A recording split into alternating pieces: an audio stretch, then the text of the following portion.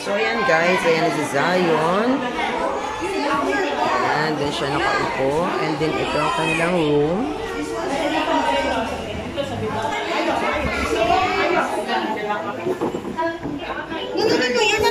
Tumama muna ako ng konti para makita.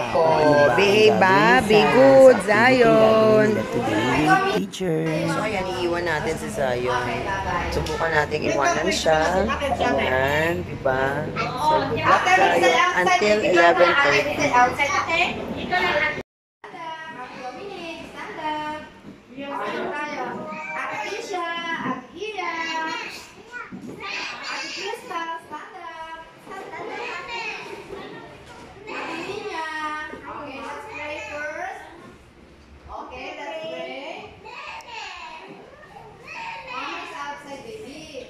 Okay, let's put our hands together like this.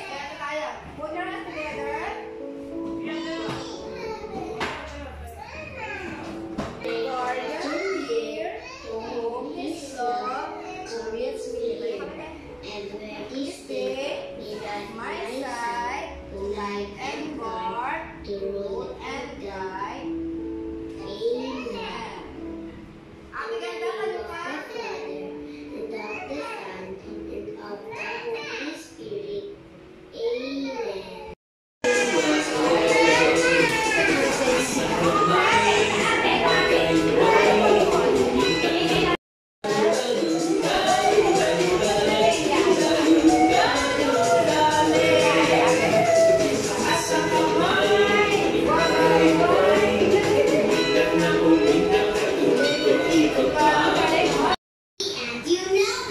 Okay, let's follow the song.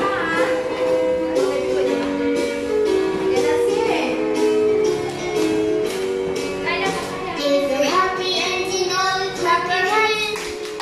If you're happy and you know it, clap your hands. If you're happy and you know it, then you can really show it. If you're happy and you know it, clap your hands. If you're happy. Good morning, teacher.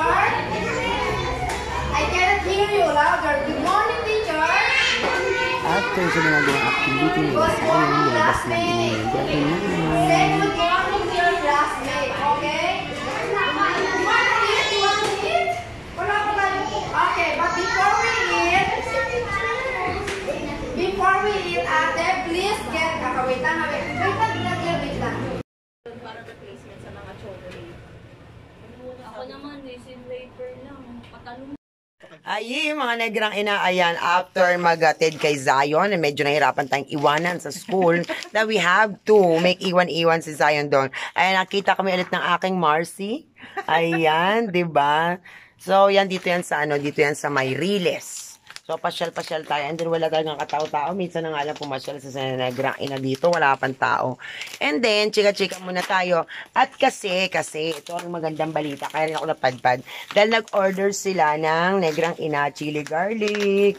O, diba? Habang naghahatid tayo, magnegosyo naman muna tayo. Siyempre, ano lang tayo, maliit na negosyante. Si negrang ina. So, paano ba? Mamaya na ulit pagsundo kay Zion. Bye!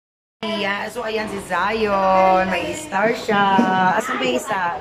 Sabi ni teacher, ang bait-bait daw ni Zion. So, ayan ang kanyang first day. Iyak-iyak pa siya kanina ng iniwan ko. Bye guys!